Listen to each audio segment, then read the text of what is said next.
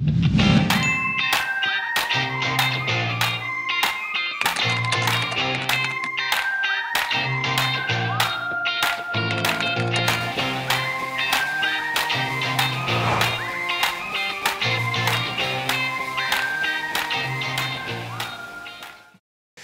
이어서 2부 시작하겠습니다. 2부는 바로 이분과 함께 심층 인터뷰로 좀 제대로 경제에 대해서 깊이 있게 들여다보는 시간인데요. 하이투자증권 박상현 전문위원과 함께합니다. 어서 오세요. 네, 안녕하세요. 안녕하세요.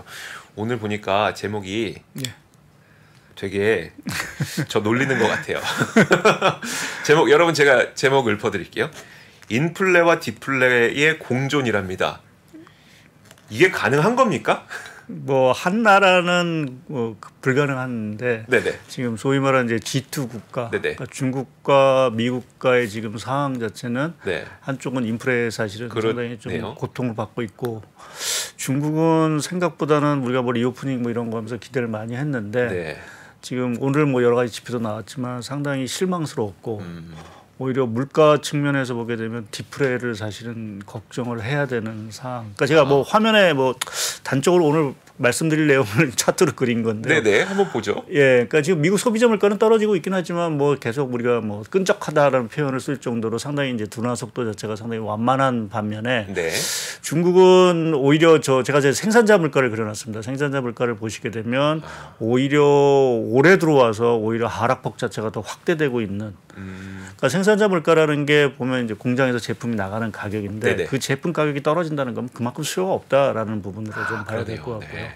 그러니까 우리가 차트에도 보시면 알겠지만 12년부터 한 17년까지 중국의 생산자 물가가 이제 마이너스를 기록한 적이 있었습니다. 그때 이제 중국이 과잉이니 뭐 이런 거 얘기할 때였죠. 그때 우리나라가 대표적으로 박스피에 갇혔던 시기여서 중국의 이 생산자 물가의 둔화 흐름 자체가 계속 저렇게 되고 있는 것들이 썩 달가운 부분. 물론 이제 미국의 인플레이션 리스크 자체가 조금 완화되고 있다라는 부분이 뭐 그나마 조금 저희가 아직 그렇게 뭐 충분히 완화된 건 아니긴 하지만 조금은 그래도 조금 위안을 줄 수 있는 부분들인 반면에 우리나라 주식시장 입장에서 보면 또 어떻게 보면 전 세계 뭐 아시아 전반적으로 봤을 때 중국이 여하튼 살아나줘야 뭔가 조금 탄력 자체가 상당히 좀 커질 텐데 그 부분에 있어서 조금 아쉬운 부분 자체가 조금은 이제 눈에 띄고 있다라는 것이 뭐 이제 뭐 글로벌 경기 입장에서나 또 이제 뭐 우리 뭐 정부 당국이나 하는데 얘기하듯이 중국 경기 좋아지면 우리 좋아진다는 식의 노상 얘기하니까 그것이 사실은 좀 눈앞에 안 오고 있다라는 것이 상당히 좀 부담스러운 부분이죠. 그 그림 보니까 저도 절실하게 되게 느껴지는 게 그림 다시 한번 보면은 우리 박스피에 한 5년 7년 갇혀 있다가 반도체 슈퍼사이클과 함께 한번 점프업을 했던 때가 17년인데 그때 중국 생산자 물가가 훅 올라갔던 그 시기랑 공교롭게도 겹치네요. 그렇죠. 그러니까 여하튼 중국 생산자 물가 우리나라 대중국 수출을 그러면 거의 흐름이 같습니다. 차트를 보시게 되면 뭐 아시겠지만 우리나라 지금 대중국 수출 증가율이 뭐 마이너스 30% 가까이 되는 거니까 뭐 그렇게 보면 결국 중국이 좋아져야 뭐 우리가 싫든 좋든 뭐 중국과의 관계에 있어서 중국이 좋아져야 우리나라 수출이 좋아지고 뭐 앞서도 얘기했던 반도체 업황도 좀 개선이 되고 하는 이러한 흐름이어서 그러한 측면에서 보게 되면 중국의 지금의 디플레의 모습들 자체 이러한 것들은 좀 안 나왔으면 하는 어떤 시그널들이 좀 나오고 있는 것이 부담스러운 것 같습니다. 알겠습니다. 근데 이런 와중에 저도 이 기사 보고 깜짝 놀랐는데 토픽스, 그러니까 일본 지수 토픽스가 33년 내 최고치를 기록했다면서요? 뭐 고도 차트를 제가 그려왔는데요. 뭐 일본은 뭐가 이렇게 좋은 거예요? 차트를 보시게 되면 지금 토픽스 지수, 그러니까 토픽스 지수라는 거는 동경 거래소 1부, 2부가 있는데 1부, 그러니까 주로 이제 라지 캡을 주로 이제 그걸 기초로 해서 이제 만든 지수인데 토픽스 지수가 1990년 8월 이후 33년 만에 오늘 최고치를 경신했습니다. 니케이 지수도 보게 되면 한 1년 6개월 만에 뭐 최고치, 뭐 하여튼 나쁘진 않은 지금 모습인 것 같고요. 뭐 지금 일본 주식이 좋은 거 왜 좋으냐라는 걸 이렇게 따져보면 이렇게 딱히 뭐가 좋아 보이는 건 없는데 일단은 이제 여하튼 그 긴축을 사실은 예상을 했었는데 BOJ 총재가 그래서 완화적인 통화 정책을 계속을 하면서 엔화가 약세가 되고 있다라는 부분 이것이 일단은 좀 긍정적인 영향을 좀 미치는 것 같고요. 거기에 뭐 아무래도 이제 일본에 최근에 보면 우리나라도 뭐 관광객들 일본으로 많이 쏟아져 들어가는 모습이긴 한데 네. 일본이 하여튼간 이 대문호를 그러니까 관광객들을 많이 받아들이면서 이제 내수 경기 이러한 것들이 조금 좋아지는 부분들이 좀 있는 것 같습니다. 그러니까 전반적인 완화적인 그러니까 경기도 이렇게 뭐 크게 안 나빠지고 그리고 완화적인 정책은 계속 해주고 내수는 조금 살아나는 분위기에다가 네네. 거기에 뭐 제가 나온 김에 말씀을 좀 드리면 사실은 그 중국 우리나라 같은 경우는 중국 수출 비중 자체가 한때는 뭐 한 30%까지 올라갔던 부분들이 있지만 지금 일본의 대중 수출 비중 자체는 한 18% 정도밖에 채 안 됩니다. 그러니까 중국의 어떤 영향력보다는 미국의 영향력 자체가 상당히 더 크다라는 부분들이죠. 그러한 측면이 아무래도 조금은 우리나라보다는 또 중국 리스크 이런 것들에 조금 이제 벗어났다라는 부분도 좀 일본 증시에 조금은 상대적으로 좀 호재로 조금 작용하고 있는 것들이 아닌가 생각합니다. 일본은 대중 수출을 많이 안 해요. 뭐 과거에는 좀 많이 했었는데요. 뭐 아무래도 미국 수출하고 거의 수출 비중이 거의 비슷합니다. 근데 최근에 조금 역적인 미국 수출 비중이 더 높아졌죠. 네네. 그러니까 그런 부분에서 보게 되면 이제 미국 쪽에 대한 영향력 자체가 조금은 더 크다라고 좀 볼 수도 있는 부분들이 되겠죠. 그래서 오히려 중국의 리오프닝이 아주 활발하게 일어나지 못하고 있는 게 일본에는 그렇게 큰 영향을 미치지 않고 있는 것으로 일단 통계로는 보이는 거고요. 그리고 이제 뭐 아무래도 이제 또 얘기들 하는 것들이 이제 워낙 초환화적인 정책을 하다 보니까 네네. 소위 이제 유동성도 굉장히 풍부한 상황들이고 우리가 뭐 엔캐리 트레이드 얘기하죠. 네네. 저희 싼 자금 빌려서 그렇죠. 투자하는. 네. 뭐 그것도 여전히 활성화되고 있다라는 부분에서 보면 일본 증시는 뭐 결국 나쁜 뉴스가 사실 아니죠. 뭐 올해 같은 경우 뭐 아직 좀 뚜껑을 열어봐야 되긴 하지만 사실은 일본 성장률이 우리나라 성장률을 넘어설 수 있다는 어떤 조금 우리 입장에서는 상당히 네네. 안 좋은 뉴스도 들리는 정도니까 이게 감정적으로 받아들일 수가 없어요. 진짜 이거는.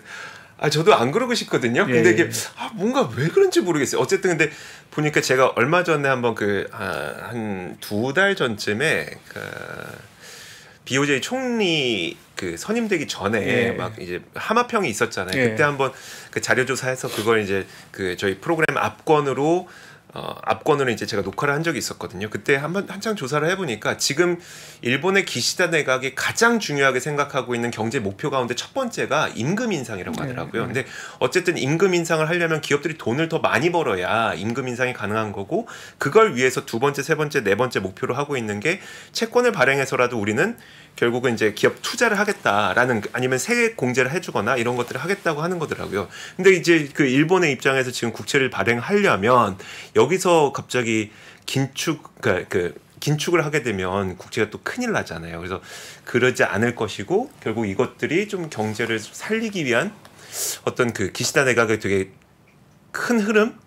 오늘도 기사 보니까 거기 임금이 상승하고 있는 것들에 외국인들이 좀 베팅하고 있다는 코멘트가 기사 내에도 좀 있는 걸 보니까 그러니까 임금을 사실은 조금 이제 올려고 하는 것들이 기본적으로 이제 뭐 BOJ 목표 자체가 결국 디프레 탈출이고요. 네네. 거기를 위해서는 결국 이제 그동안 상당히 이제 임금 자체가 뭐 결국 뭐 물가도 안 올랐으니까 계속 이제 안 올랐으니까 지금 이제 올려 보면서 이제 일본이 이제 드디어 디프레 쪽에서 이제 탈피하는 물론 조금 더 봐야 되긴 하겠지만 일본 입장에서는 사실은 디프레보다는 인프레가 사실은 더 반가운 상황들이고 그렇죠. 그 부분을 아마 외국인 투자자들 입장에서도 조금 이제 긍정적으로 좀 평가를 좀 하는 부분들이 좀 있는 것 같습니다. 그럼 말씀하신 대로 이제 BOJ가 그럼 금리 올리면 어떻게 될 거냐? 뭐 일본 국가 부채가 워낙 많고 있기 때문에 뭐 재정 수지 적자 부담 자체가 더 커지는 것이 아닌가라는 이제 우려가 있긴 한데 사실은 이제 금리를 뭐 공격적으로 올리지는 않을 거고요. 이제 그렇게 올렸어도 재정 수지에 가는 부담 자체는 이게 신규 발행할 때마다 이제 채권을 이제 높은 금리로 발행하기 때문에 한꺼번에 이제 큰 충격이 오는 건 아니거든요.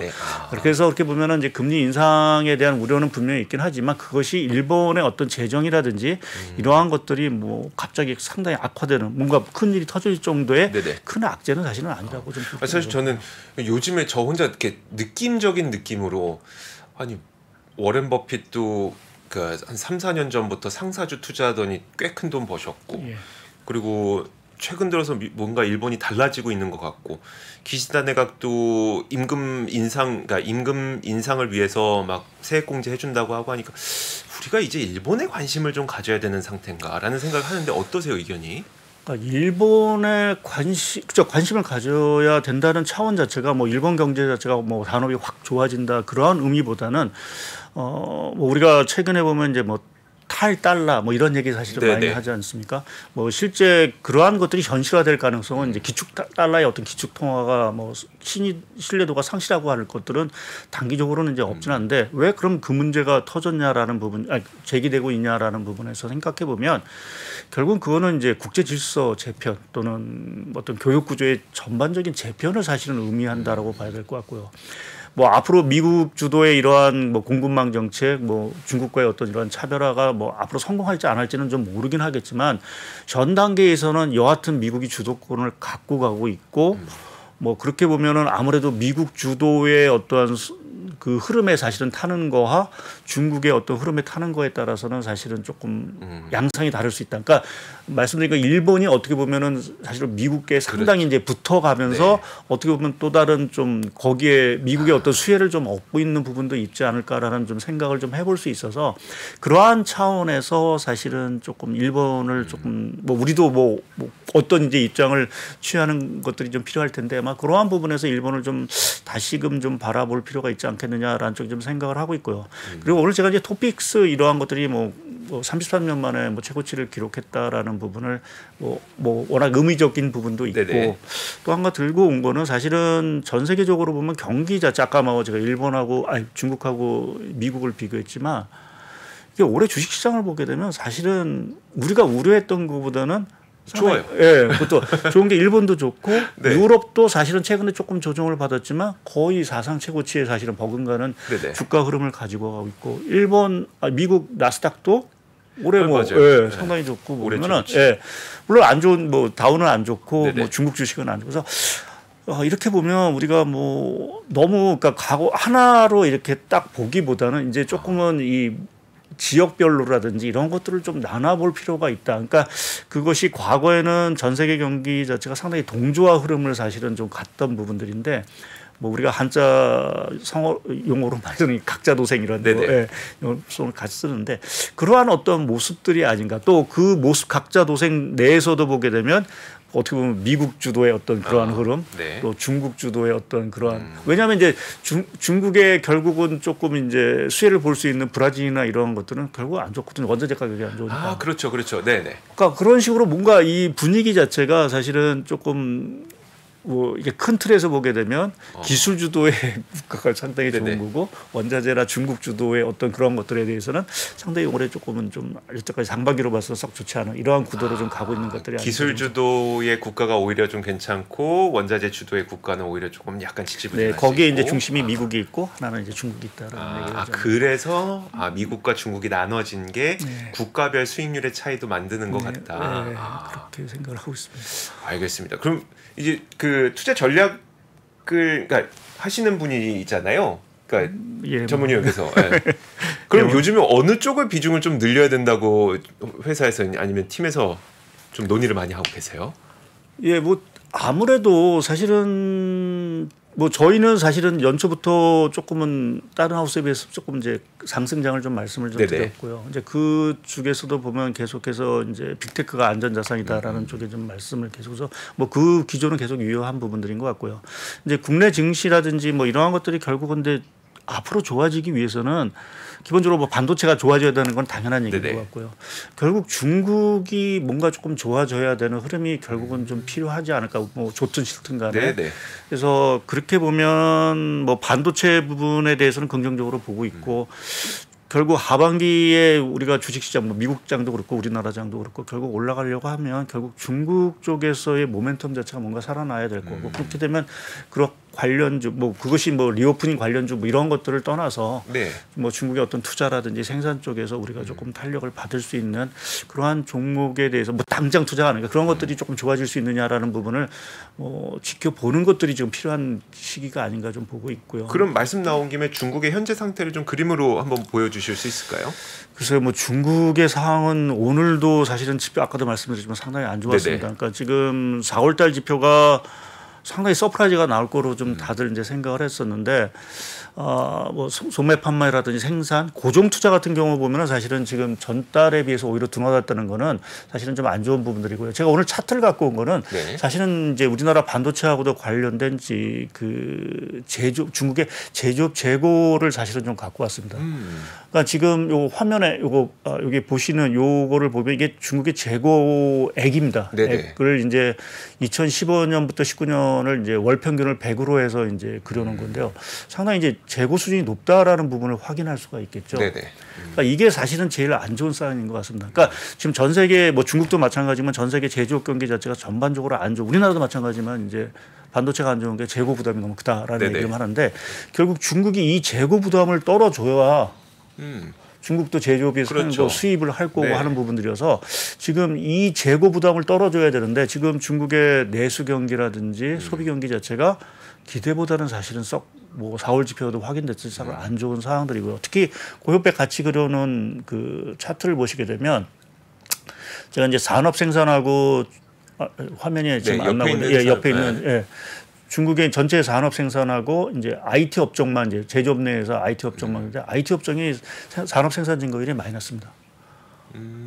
그 오렌지 색으로 표시된 그러니까 중국의 이 IT 업종의 생산 증가율이 마이너스를 기록한 게 이게 2010년 이후 따져보니까 2번 정도 있었더라고요. 그러니까 글로벌 금융위기 당시 한 번 있었고 팬데믹 당시 한 번 있었고 그리고 지금이 있는 건데 팬데믹이야 뭐 어떻다고 치고 결국 그렇게 보면 글로벌 금융위기 이후 가장 지금 안 좋은 상황으로 좀 봐야 되겠죠. 그러니까 이 사인 자체가 결국 우리 반도체라든지 뭐 이런 업황이 결국 개선되고 수출이 좋아지려고 하면 재고 증가율의 어떤 이 재고이 줄어들고 IT 업종 자체 중국의 생산 증가라든지 이런 것들이 회복이 돼야 되는데 지금 아직 그것이 뚜렷하지 못하다라는 부분에서 보면 지금 중국의 정상화 이거는 기대에 상당히 못 미치는 부분들인 것 같고요. 위원님 그러면은 저런 지표들을 보고 우리가 선행적으로 저런 지표가 나왔을 때는 뭐 몇 개월 후에 이게 뭐 플러스로 돌아서더라 이런 통계적 자료들이 있어요. 왜냐하면 그런 것들을 우리가 알게 되면 아 중국도 뭐 과거에 이랬던 것처럼 뭐 한 3, 4개월 후에는 그럼 좀 돌아서서 하반기는 괜찮습니다. 이런 내용이 도출이 가능할 것 같으니까요. 근데 중국은 뭐 이러한 정책적인 변수라든지 뭐 이런 것들이 워낙 커서 이제 통계적으로 그러한 것들이 조금은 이제 좀 판단하기가 좀 어려운 부분들이고요. 그러니까 연초에 저희가 중국이 이제 저점을 치고 올라간다라는 부분을 이제 반등할 거다라는 부분에 있어서는 뭐 어느 정도는 이제 유효한 부분들인데 이제 저희가 좀 실망스러운 부분 거는 중국이 그렇다고 정책을 안 쓴 게 아닙니다. 유동성도 어마어마하게 풀었고 또 지금 뭐 그 인프라 투자를 위해서 지방 정부 채권 발행도 사실은 많이 늘려놓은 상황들에서 정책이 이렇게 가동이 그러니까 그 약발 자체가 잘 먹히지 않는다라는 부분 자체는 조금 심각한 부분들로 좀 봐야 될 것 같고요.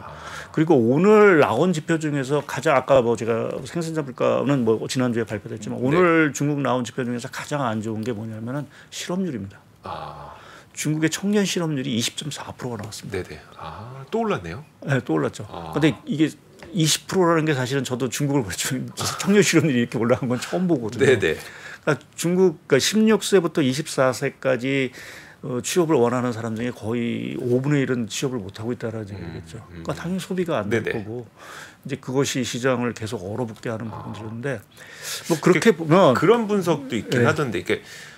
그 중국은 9월 학기라서 이게 약간 그 말씀도 들어보는 보셨죠. 9월 학기라서 어쨌든 취업 시즌 한 5, 6, 7월에 나오는 거니까 그 전까지는 좀 좋아지기가 어렵다는 이야기도 하시고. 뭐 그럴 수도 있긴 한데 이제 뭐 그거는 이제 뭐 계절적인 요인 부분인데 워낙 지금 레벨대 자체가 워낙 높은 상황들이고요. 그렇죠. 그리고 이제 왜 취업이 안 되느냐라는 부분을 생각해 보면 뭐 아까도 뭐 IT를 보였지만 결국 이제 젊은 사람들이 대학 취업들이 많이 가야 될 때가 IT 업종인데 지금 IT 업종 자체가 뭐 결국 저렇게 뭐 규제도 그렇고 생산도 그래서 취업이 안 되는 부분. 또 하나 문제는 부동산 쪽. 부동산 경기 자체가 한 1분기 정도 조금 살아나는 듯한 모습을 보이다가 4분기에 다시 조금 무너졌거든요. 그러니까 그것이 뭐 아무래도 이제 뭐 모든 어느 나라나 그렇지만 건설 취업자라든지 뭐 이런 것들이 좀 늘어나야 고용시장도 훈풍이 부는데 그 부분에서 사실은 좀 안 좋아서 중국의 오늘 지표를 보면서 조금 걱정스럽다라는 느낌. 그러니까 아까 보여드린 그 디프레 국면 자체가 계속된다라고 하면 뭐 리오프닝의 기조는 넘어서 중국의 성장 자체가 완전히 뭐 이렇게 L자형 비슷하게, 그러니까 아까 보였던 2011년부터 해서 한 17년 상에 그러한 모습이 나온다라고 하면 사실은 조금 썩 좋지 않은 시그널로 봐야 될 것 같고요. 네.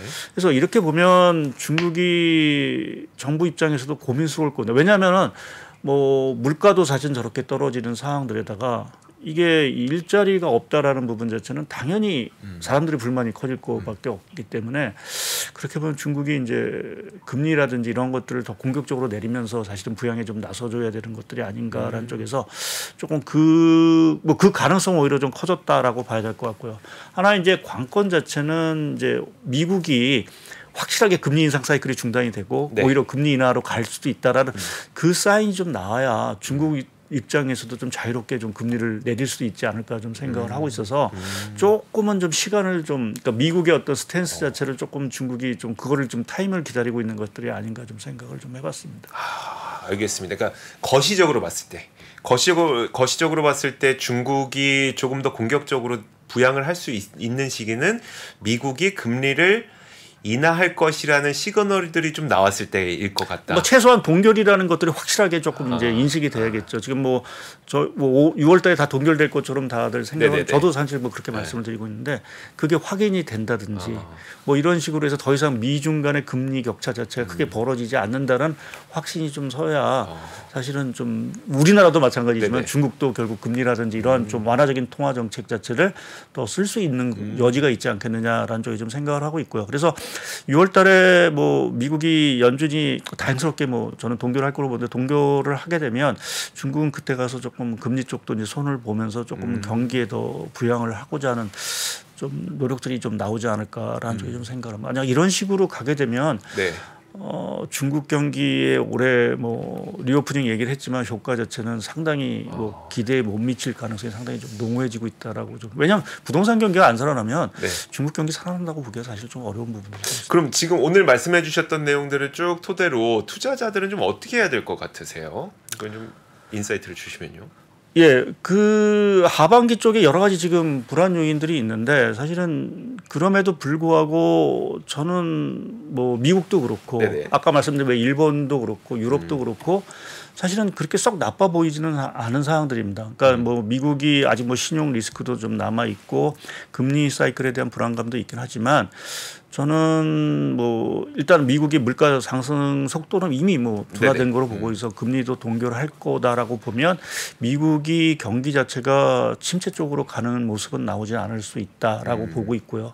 이제 그렇게 됐을 때 말씀드린 일본, 유럽이 좋아지고, 그럼 남은 하나의 변수 자체는 결국 중국이라는 얘기죠. 그러니까 중국이 거기서 이제 뭐 6월이나 뭐 7월 정도에 부양을 해줘서 다행스럽게 3분기 쪽에 조금 반등에 대한 힘들이 나온다라고 하면 하반기에 대한 그림 자체는 조금 우리가 우려했던 것보다는 조금 좋은 그림을 그릴 수도 있지 않겠느냐라는 쪽에 좀 생각을 해보죠. 왜냐하면 그래야 조금 이제 업종이라든지 이런 것들을 좀 밸런스를 좀 맞출 수도 있는 부분들도 있거든요. 그 말씀을 하시니까 그러니까 좀 욕심에 무슨 생각이 드냐면 남들보다 이걸 좀 더 빨리 알아차리고 싶은데 이런 생각이 들거든요.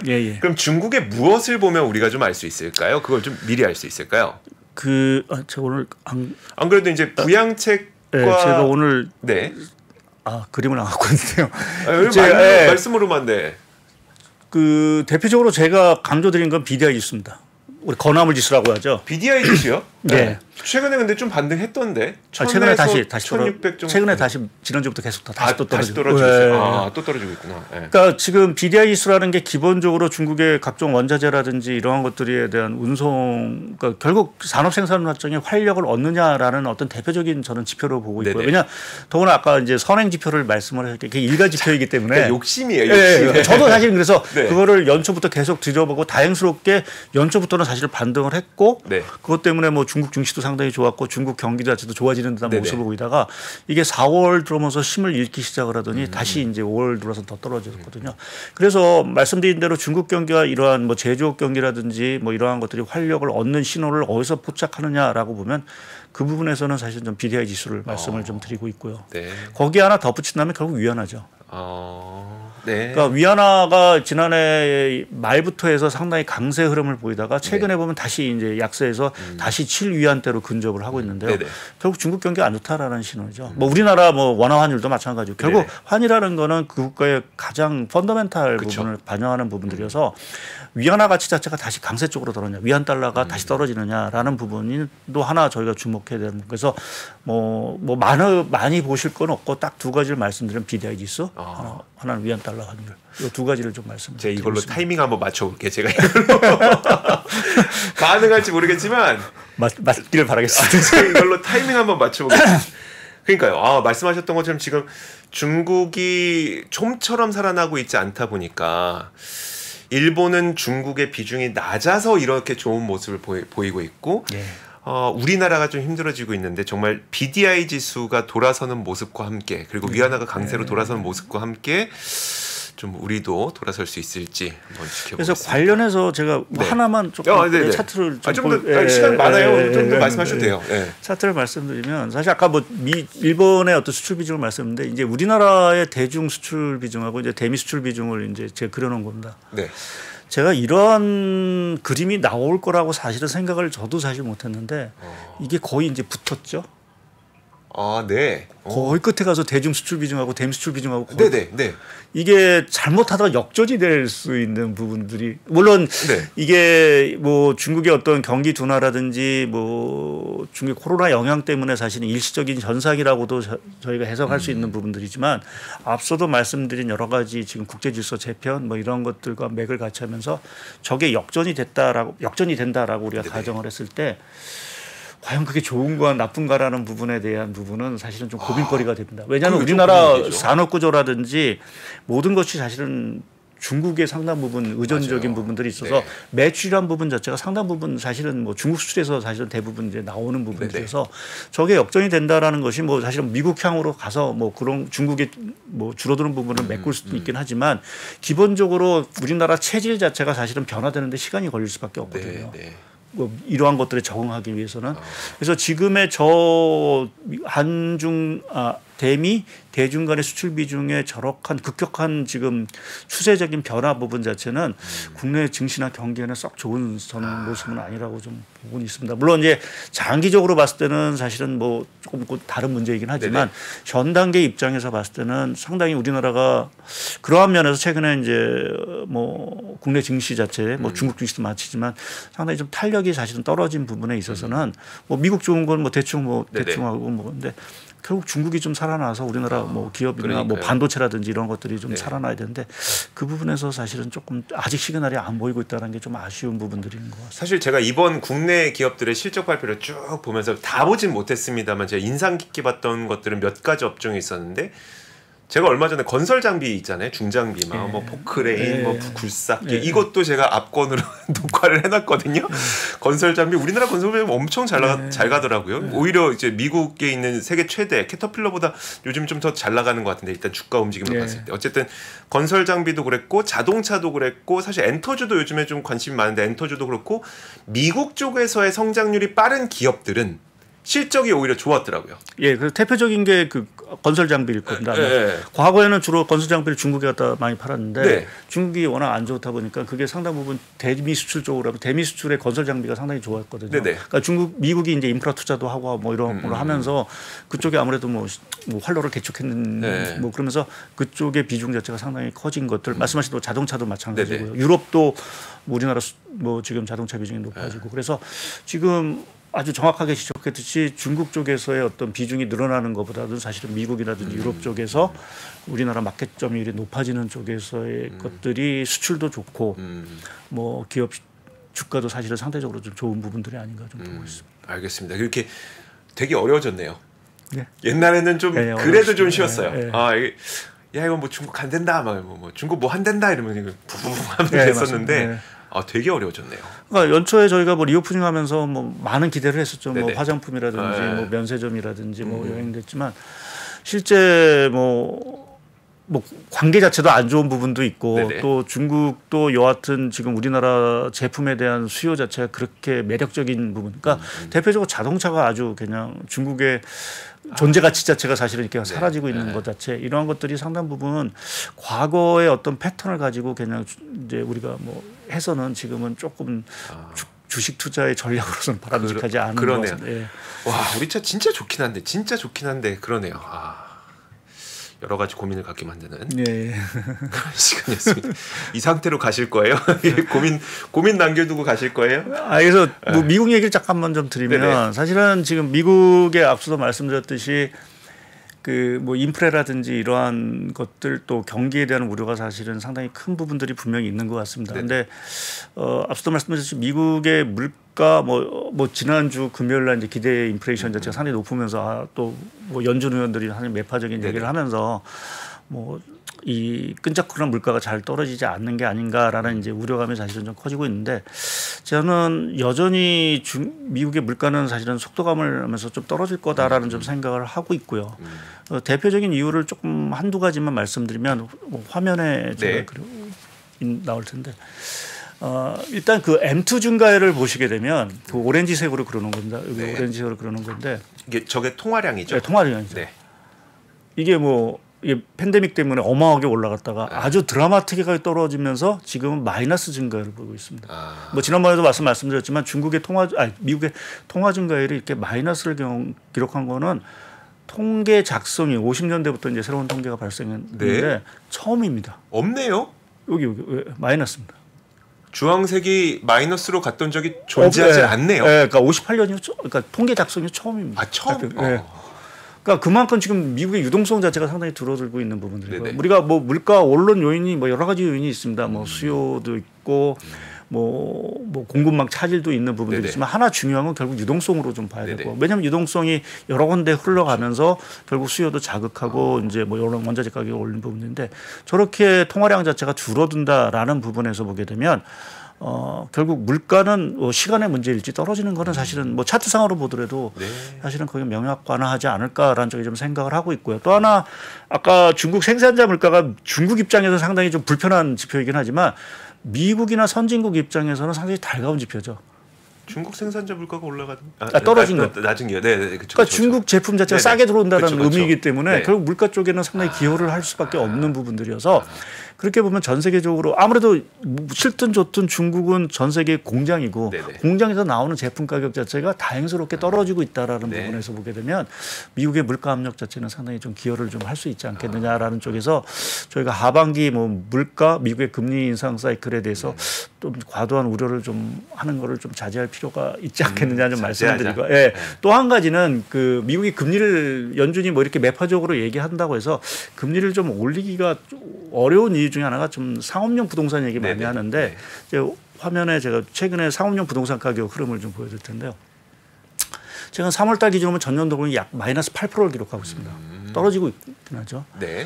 자 그렇게 되면 이제 여기서 더 떨어진다. 예서 글로벌 금융위기 때는 이 상업용 부동산 가격이 한 22%까지 떨어졌습니다.